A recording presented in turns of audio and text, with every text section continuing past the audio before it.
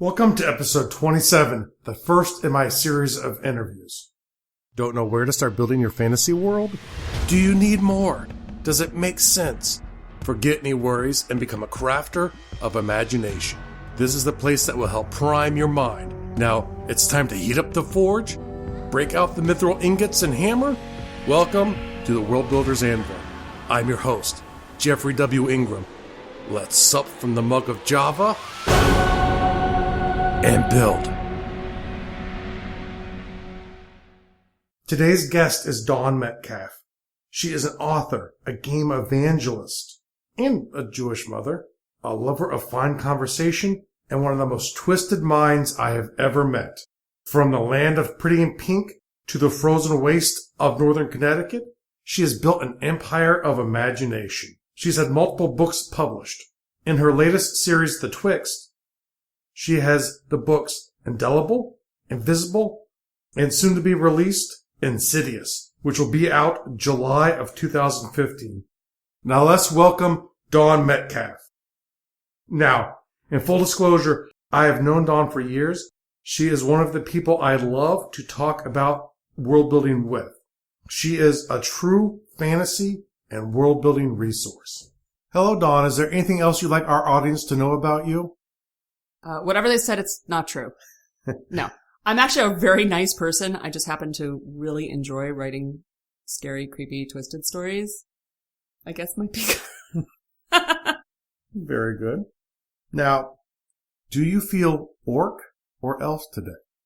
I think I feel a little orc today, which is ironic, given how many pairs of elf ears I own. The truth is that we're a little off today. Although I find that when life throws stuff at you, you can either laugh about it or not. So I'm glad that I have a very dark sense of humor. So am I. So let's keep the laughing going. Now, why don't you tell me a little bit about your latest work, Insidious? Insidious is the third book of the Twixt series, and it's following the story of Joy Malone and Indelible Ink. And it's a love story set amidst a very strange and twisted world, which, as I said, is pretty much what I write.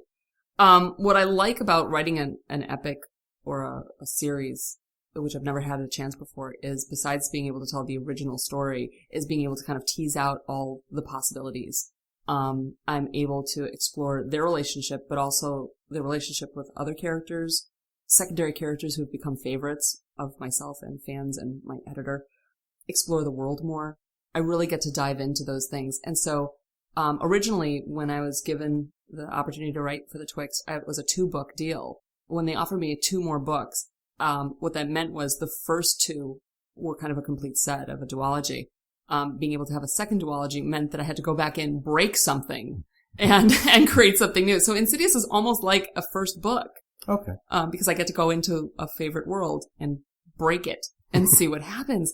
And I'm very excited about what happened. So it's a lot of fun, and I get to really raise the stakes, which I wouldn't have had the opportunity to do that in book 1 and 2.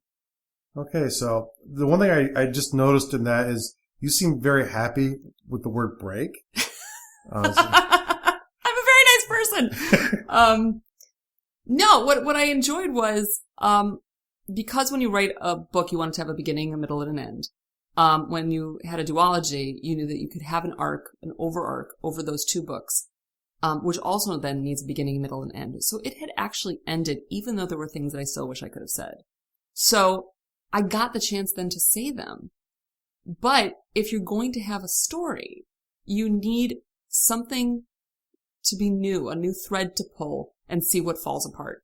And when I was looking at how to write sequels and how to write a series, I had no idea what I was doing. So I talked to somebody who did, and I had the chance to speak with Holly Black, who's one of my literary heroes, and I love her work.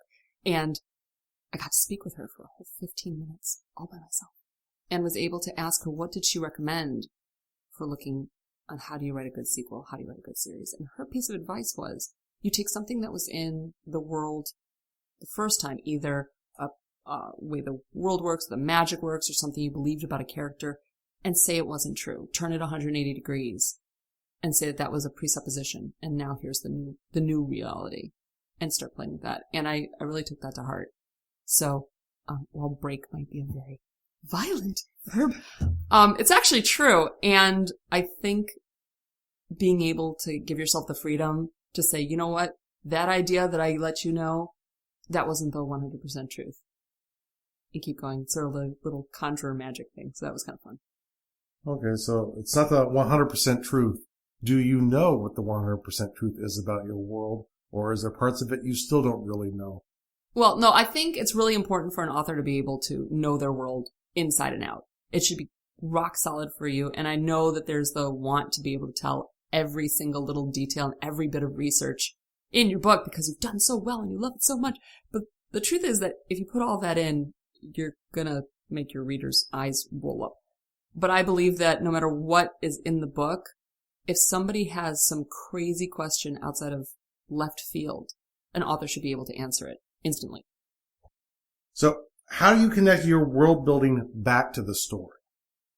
I think that it's because I have more like an urban fantasy. So you have 1 foot in reality and 1 foot in this made up world called the Twixt, which I wanted between worlds. I wanted that feeling that it had ties to our mythology, our folklore, the stories that we know best. It just made parts of them true. So I always want that anything that I brought in that was weird or strange had some ring of something familiar. All the characters, all the interpretations I did of different fae or different mythological creatures or different legends brought to life, or just crazy characters that I made up. I all wanted them to have some flavor of a culture or a story or a folklore that I was familiar with so that it felt true in some way. And I didn't like bringing up things for no particular reason. I really got caught up in stories that I would read and they'd say, well, this person is wearing this kind of earrings and they're, pierced all through their ears and it's down their tails and whatever. And I would get stuck on, well, why do they have all these piercings? Is there some significant reason? Is it jewelry? Is it religion? And we saw that in Babylon 5, there was the religious earring, a symbol of faith. Those are the things I get really caught up on. So that can pull me out of the narrative if I don't have it grounded in something. I don't like seeing random bits thrown in to be like, ooh, I'm wacky, I'm weird. I like them to make sense. That's probably why I love Neil Gaiman's work so much, because almost any character feels like I could follow them into their own story and it would be solid. There would be a whole culture waiting there, a family, friends, just like them somewhere else, and I'm just seeing one. I like that ability to feel that it's believable. So when it comes to world building, you have both, you use Earth as sort of the basis of it, and then you have the Twixt, which is not really Earth-like and not really alien. Tell us a little bit about what the Twixt is like for other people who have not read your books. The Twixt is a parallel world that's running alongside ours. We actually do share the same space. Some people were really confused when I wrote the first book, so I really made sure that I could explain it better in the second book. But just like I said, if we have the myths about mermaids or the Loch Ness Monster or Bigfoot or that, those are the places where magic still exists. It's still our world. But these are the pockets where we've still got magic going on. And those little pockets that are left are called the Twixt. I like to think of it kind of like an archipelago of little islands around our world because there's just not enough magic anymore. It doesn't connect it. There's no really one big space. And in those pockets, you have the creatures and the people who are trying to keep magic alive. They're kind of the last fringe, and all those pieces are connected because they belong to the same nation, quote unquote, as the Twixt. And it used to be we were more equal shares.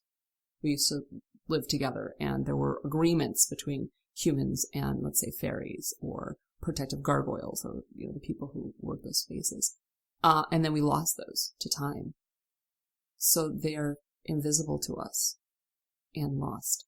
And they are trying desperately to stay alive and keep their promises. We might have forgotten our promises to them, but just because we've dropped the ball doesn't mean that they forgot their promises to us. So what I like is that anytime that we go into the Twixt, those places seem a little bit more magical, a little bit more bright.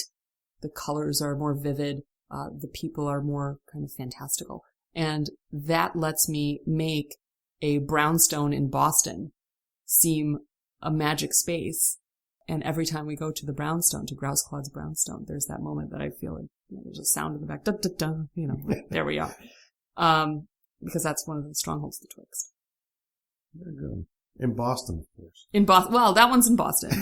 There are places all over the world. And that's what I got to enjoy, because I think a lot of fairy tales borrow from, and there's nothing wrong with borrowing from Irish and Gaelic and English mythologies, but that's pretty much where our brains go. I like the fact that I was able to borrow things from Japan and Egypt and the Amazon and, just really strange other places that I really loved reading those stories. There's a collection by Andrew Lang on different fairy tales from all over the world.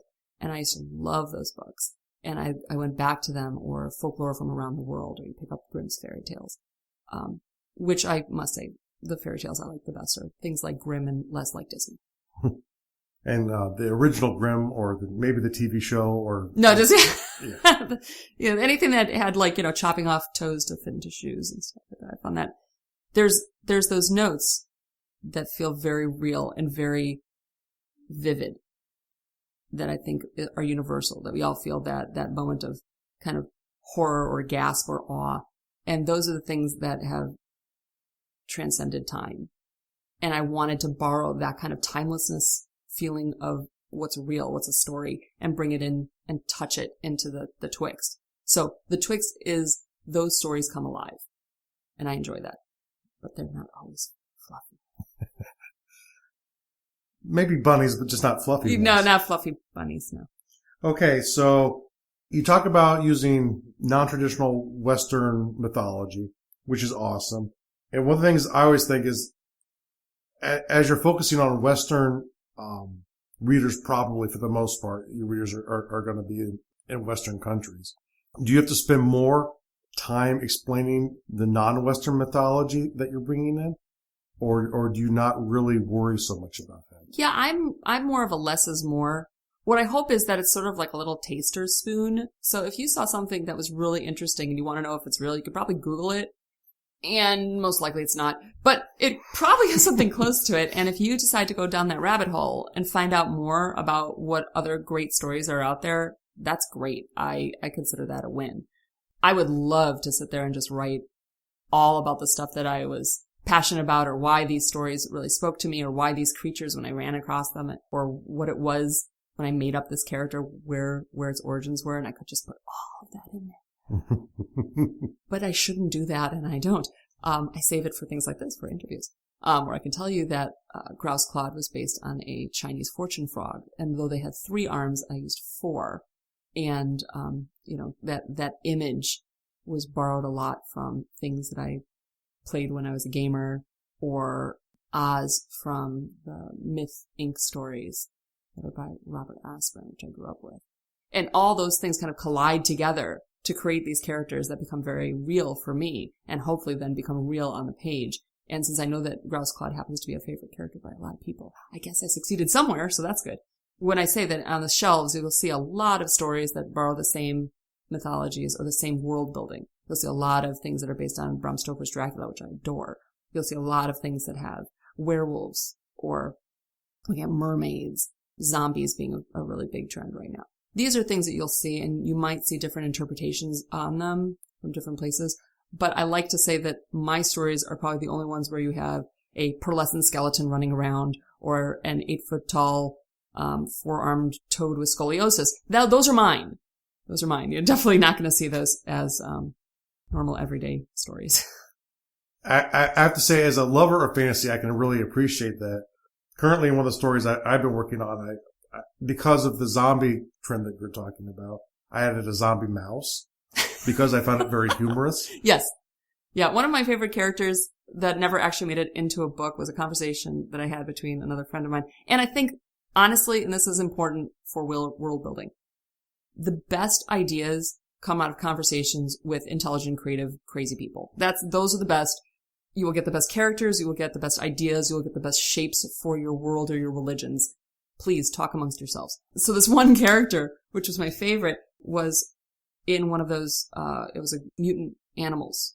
We were talking about mutant, why were all mutant animals? They tend to be either cat kind of creatures or wolf kind of creatures. And, sometimes there were turtles, very big, mutant turtles. But you didn't see many like mutant giraffes running around. And, we were going back and forth, not many mutant, guinea pigs and we're going back and forth. And I said, lemmings, you don't see many. Actually, he said, I don't see many mutant lemmings running around it. And one of us pointed out that, of course, they always jumped off cliffs, so that's why you didn't see them. I said, no, if they wore a parachute, then you'd probably, that one could survive. And he said, what, all the time? I said, yeah, all the time. And we made this character who was a brilliant, I think he was in arms or explosives or whatever, and he always wore little mutant lemming, and he always wore the parachute, and he would jiggle the release when he'd get nervous. And every once in a while he'd pull it, and all the silk would fly out and bury everybody, and little arms would show up and go, I'm okay, I'm fine, it's all good. And that's the sort of thing that came out of conversation. And I know that that's just a character, but I could imagine the community and the world and the culture that little critter would have come from to have made that even semi-normal or possible, and then he goes out into the world. That's the sort of thing, that's the sort of richness that you only get from collaboration. And it makes your world so much better. Okay, so now I've heard from good sources that, much like me, you use gaming as a sort of beta test for worlds or ideas. How important was that early on? Did that lead you into world building, or did world building lead you into gaming, or was it kind of both? That's a great question. I started writing when I was very small, or at least shorter. I'm a rather tall person and have been for a very long time. So yeah, I've been writing books for a very long time and borrowing, as I think most people do when you read your favorite books and you kind of fanfic your own ideas and make your stories. But I got into gaming not late, but relatively late, because I was the stereotypical girlfriend. I was the girlfriend. They were all the gamer guys. I was dating one guy, and I met this whole table full of men, young men. And, I didn't know what I was doing. And they're like, hi, person's girlfriend, sit down. You're so sweet. And come and sit at the table. And they gave me a fighter, and they said, here, take this. And this other person will show you what to do, which apparently meant hitting things with a sword. What did I know? And I was apparently really bad at it because I died by the end of that night. And they're like, oh, that's so sad.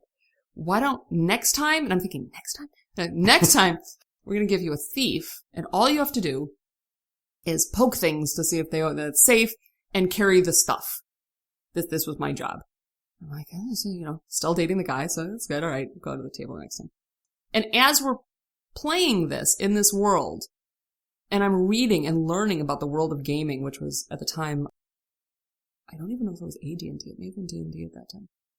I looked up my alignment and said chaotic neutral. And I had to look it up in a book, because I don't have these books. And I look up what that meant. And I'm like, wait a minute, I'm a chaotic neutral thief? And you gave me all the stuff. And so I wrote a little note to the GM, and I said, I leave. And he says, he looks at me, he's like, you can't leave? You've got all the stuff. And I wrote back, I said, it says chaotic neutral. Thief. I have the stuff. I leave. And I did.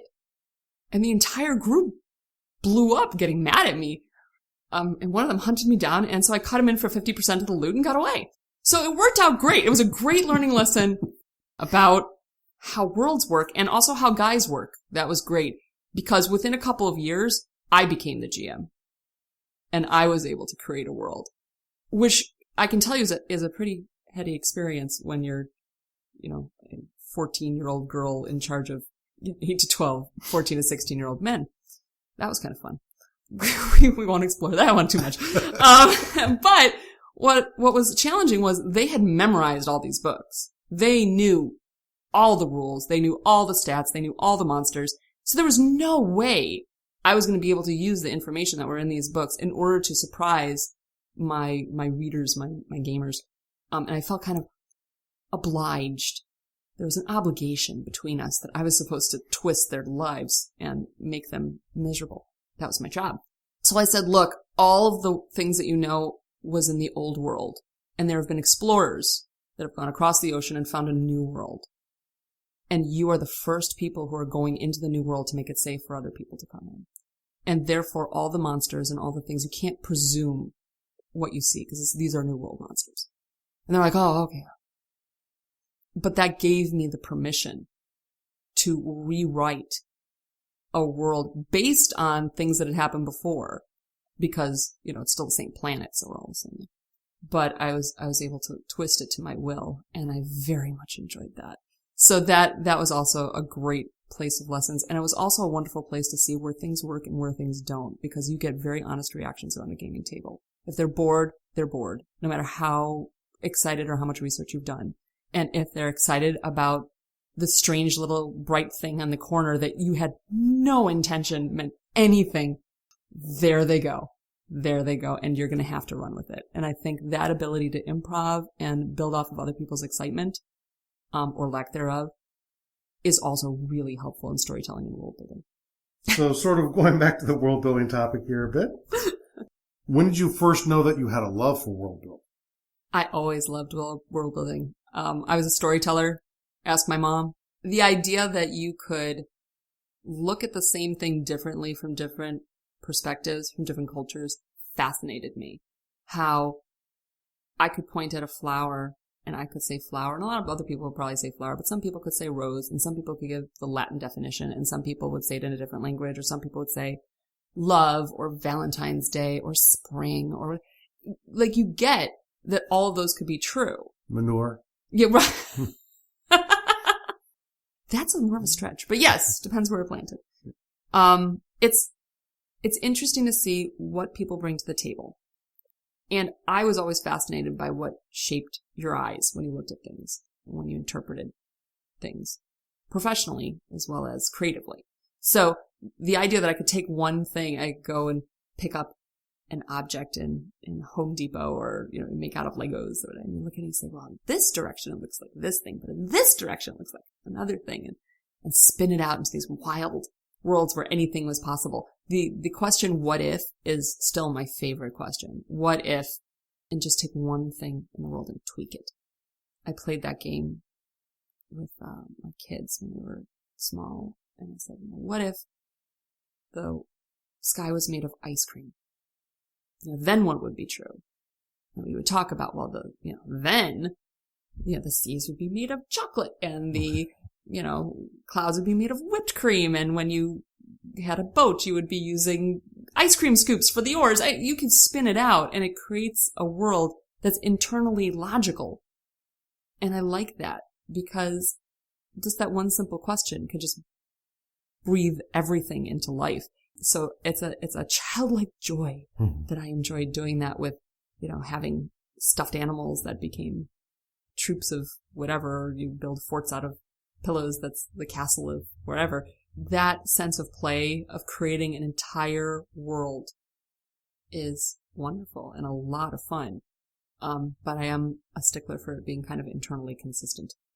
If suddenly in your ice cream world they have ships made of meatballs, I'd really like to know how that happened. It's the invading army from the other village. I don't know. You just need it to be internally consistent, because otherwise it throws me. And I think in fantasy, most of all, it's very fragile. When you have a world, it has to feel real enough that we have some sense of what to expect. Even the unexpected is within a scope or parameters that we're playing on this board. Every game has rules. And if you do something that is so shockingly wrong that the reader or the person experiencing the story is yanked out of your narrative, it's jarring. And they're not going to want to come back, or if they come back, it's a little leery. I liken fantasy a lot to a trust fall exercise.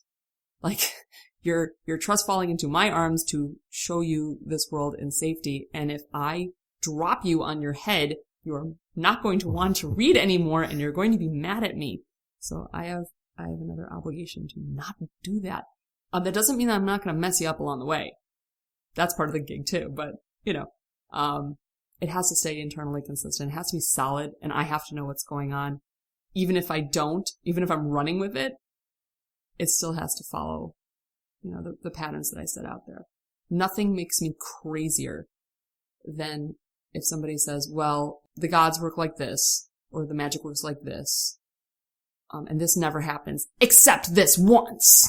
And you're like, no, I believed you. You said it. You said that doesn't work that way. And you can be mistaken. Again, see Break and Reform to make new stories. That's true. But if you always give one exception to the rule, I stop believing you after a while. It's like good parenting. Don't do that. Well, I think that's always one of the fears is, especially in reading fiction from way back, from the Greeks on or whatever, you'd have the hand of God come down and save the hero. And where that might work in certain circumstances, I think it's relatively boring. So yeah, well, if you painted yourself into a corner, and you're like, I don't know how to get out of this. I will have the hand of God pull them out. And that's true. But, there's only so many times you can play that game before we just don't believe you anymore. His arm will get sore. And they get very chapped fingers, and it's just awful. Although the very nice fingernail paint. But I think the trick is give yourself credit as a world builder. You found your way into this. You can find your way out. I didn't say it's going to be easy, but you can definitely do it.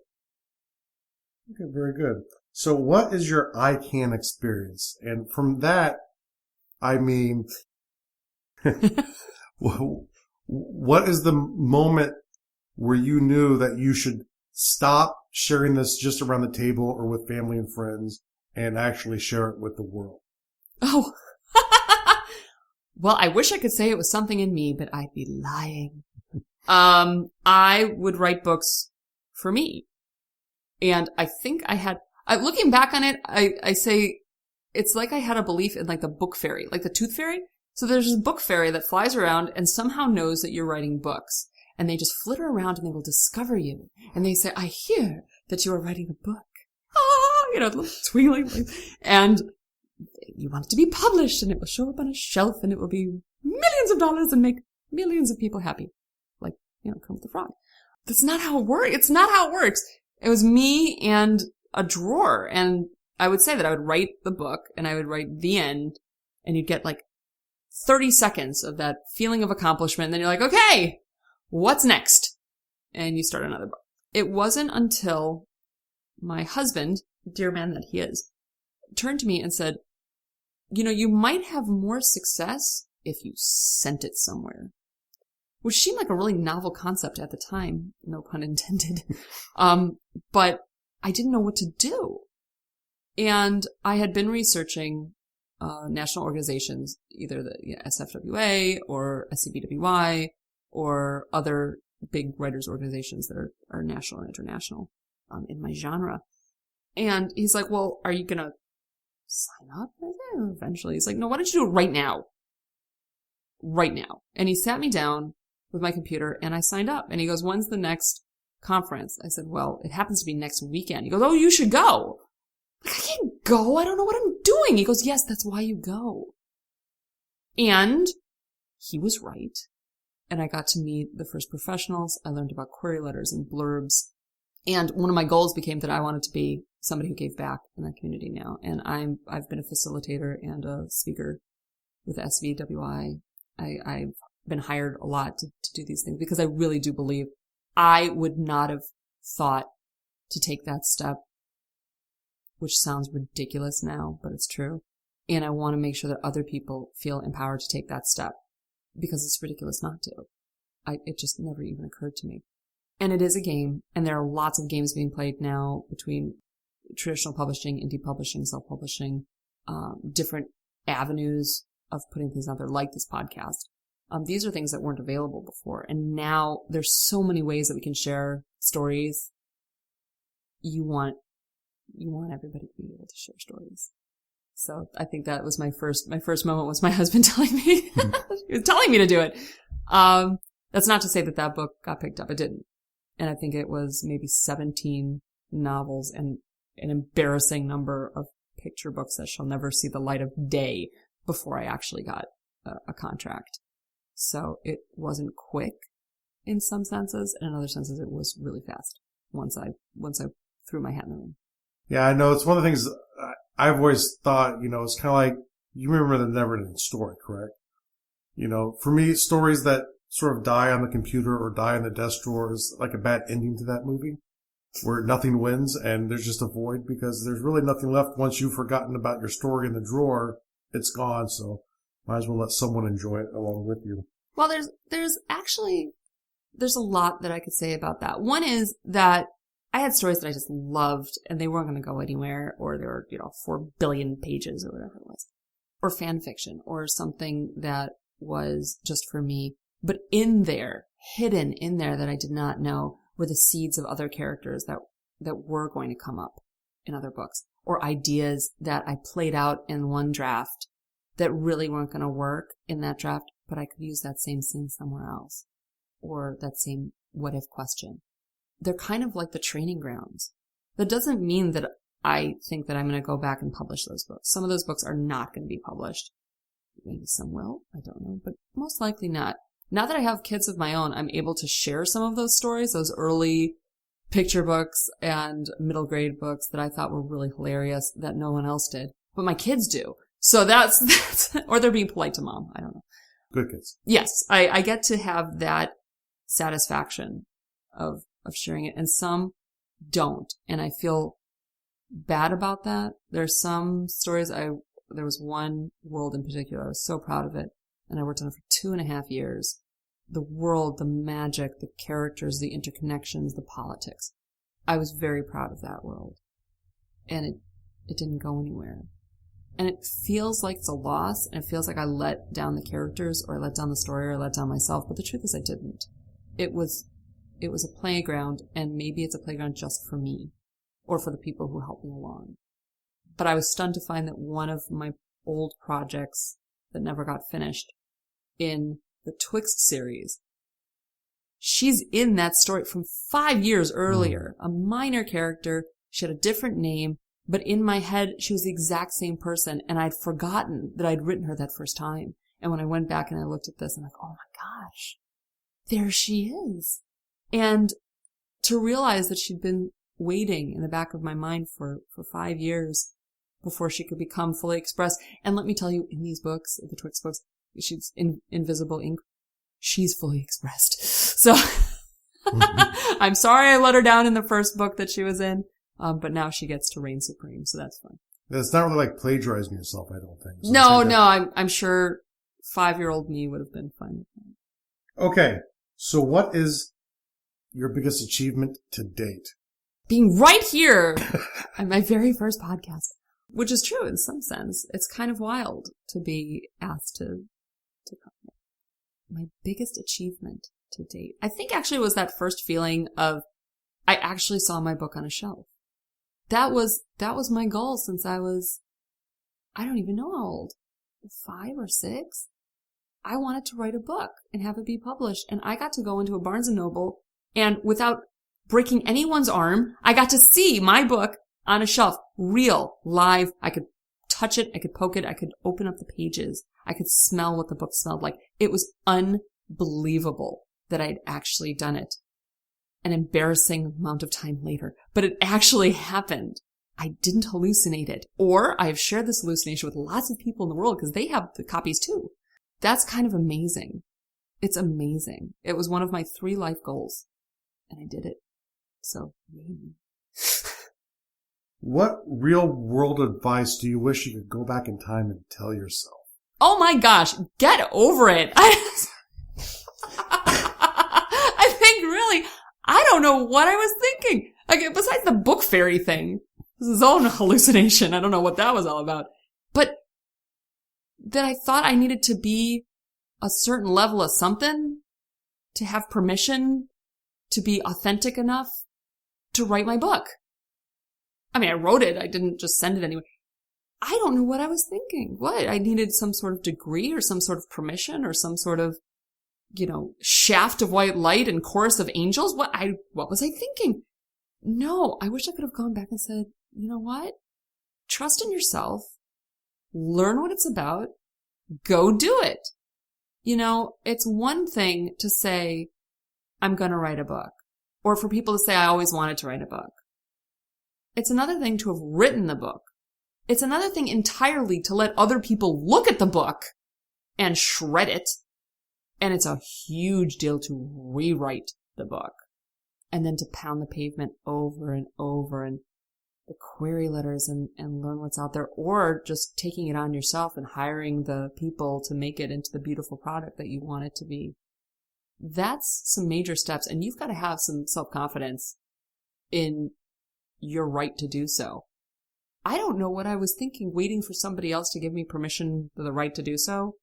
I could have done it at any time, and I didn't. I was waiting. So don't wait. And don't like just write something and push publish either. That's not a good idea. Give yourself enough credit and know that your story is worth telling in the best way possible. As soon as I finish writing something, the first thing I do is I stick it in a drawer, metaphorically speaking. I don't have to write it on paper anymore. I just put it in a file. But I stick it in there for 4 to 6 weeks to think about what it's done. It is in time out. This is parenting words. Time out. I'm not going to look at it for 4 to 6 weeks. And that's hard. But there's lots of other worlds to write, so that's not a big deal. So you go out and write some of those. You revisit it and all the flaws pop out a little bit more. And you can play with that before getting your critique partners or your beta readers to start ripping it apart before anyone else sees it that's in a copywriter or an editor mode.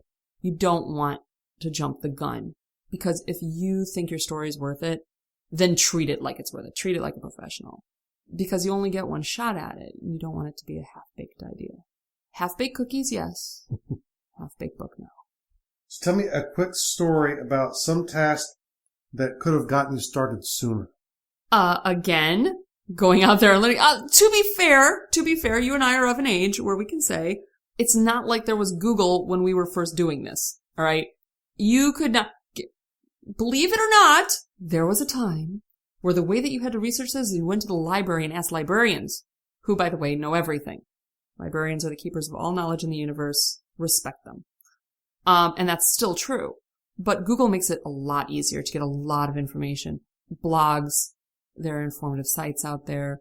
A lot of people have put out a lot of really good information. And I've links on my website for anybody who wants to check those things out, because I believe in passing that on. But that didn't happen before. It was harder. And so I think that was also a deterrent. It kind of weeds people out. Now there's less of a deterrent, so there's many, many more people having a clue and going forward and getting it. But it also creates this huge flood of information. And what is important to know about storytelling is that we are still trying to find a niche of people to tell. Once upon a time, this was the entertainment. Now there is visual entertainment. There are books and, audio, but there's also movies and games and television and lots of series, and there's cable, and there's lots of shiny, sparkly things that jump on your face. And it's harder to be the quieter one, to be the thing that is words on paper or words in the air. It's harder to find those ears or those eyes that are willing to take the time. So anytime that I think about having a reader, sounds terrible. I'm killing you. I'm going to kill you. It's true, because I'm asking you to spend hours of your life that you will never ever get back reading my book. You could spend those hours to the television or to movies as well. They're sacrificing on altars too. It's not just me. But I have to be aware that I'm investing sometimes years of my life for hours of your life to join me in my madness. So I better treat you nicely and give you the best options I can. Trying to do that when I was younger, I think would have been hard. I must say I'm very, very grateful there was no self-publishing option when I was a teenager, because oh my gosh, I would have been hitting that publish button every 10 seconds. I've been just putting everything up, and that would have been bad. Not to say that I didn't come up with fun world ideas, but they weren't matured world ideas. They were like nascent little baby world ideas, and probably shouldn't be associated with my name, which luckily has changed because I got married. But those things follow you. They know where to find you. Be wary of what you put up online, because it's up there. Even if you take it down really fast, it will be up there forever. Same thing on the page. And the other flip side of that is don't worry about it, because once it's on the page or once you've pushed publish and it's out, it's gone. It's gone. I don't want to read it again because I'll sit there and want to edit it with a red pen. That would be bad because I can't do anything about it. It's done. It's out there in the world, and it belongs to the world now. Now we are going to start the gauntlet round. And this is really, for me, to torture writers who like to use a lot of words. And it forces you to answer questions as quickly as possible. As long as you don't have to hit me with a gauntlet, I'm good. Unfortunately, I left my gauntlet downstairs right now, so you are safe, unless you touch any of the electrical equipment. I am not. I've got my hands in my pockets. I'm not touching anything. Okay, so here we go. What held you back from sharing your worlds? Me. Favorite type of fantasy worlds? Alien, Earth-like, or Earth-based? Ooh. That's hard. Anything that twists my head off. Fair enough. What is your favorite time period for fantasy settings? I'd probably say present, with a caveat that I'm actually a sci-fi nerd, so future. So from now to then. From now to the unknown. What tools or tool could you not work without? My keyboard. I was going to say typewriter, but I don't have my typewriter anymore. So my keyboard, my computer. If I had to do all this longhand, I'd be horribly arthritic by now. Especially if you do your own typesetting. That would be bad for self-publishing. Just do little T's and little curls at the end. What is one resource you would offer to a world builder to start down their own path? Take your favorite geeky friends, sit in a room with probably the caffeinated beverage of choice, and stay up till ludicrous o'clock and talk about the thing that you are most passionate about your world, and watch it go. And probably eat dessert as well, or? Yeah, pizza, dessert. If it was me, it'd be something chocolate. Definitely. Bribes work great. Bribe with food. But honestly, I think the biggest resource that people forget are other people. You are super creative and brilliant all on your own. It's true. But you will get so much more out of talking with other people because, again, their perspectives, their ideas, things that you would have never thought of, questions you would have never thought to ask, come up and just birth huge fireworks of new possibility in your world. I cannot thank my friends, my gamer buddies, my crazy geeky writer friends enough because I get better for having known them. And now for the last question. If you ended up in your own world, one that you created, what would be the first thing that you do? Well, I wouldn't tell my name to anyone.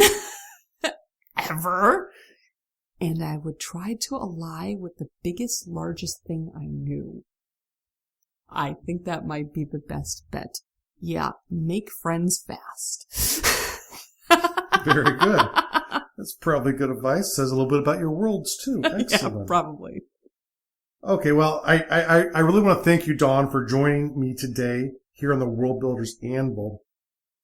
Your time is a precious commodity, and I thank you for sharing it with me and my audience. And how can people learn more about you? Well, you can stalk me, but that's probably not a good idea. I'm online. I have my own website at www.dawnmetcalf.com. I'm on Facebook. I'm on Twitter. I'm on Instagram. I'm on Ello. I'm somewhere else, I'm sure, in the universe. Oh, and I exist in the real world. But don't call me at home. And read my books. Read my books, comment on them, leave reviews, and pass them on. Very good. And just so everyone knows, there will be links to Dawn's website and to her books and to most of the things that she talked about throughout the interview. Unfortunately, I will not be able to put a link out to everyone on the internet. But beyond that, I will try and get links to everything that Dawn talked about in her interview. And now, make sure to go out, if you've not started reading the Twixt series, go out and buy Indelible, which is book 1 of the Twixt series. And if you have and you've been reading them, that's awesome. Go right now and pre-order Insidious, which is a wonderful name.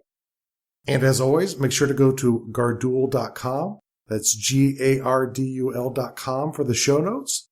It'll be under podcasting, World Builders Anvil. That's a great place to get all of the information from the episode that you've just listened to and to see all the resources that we've talked about in this episode.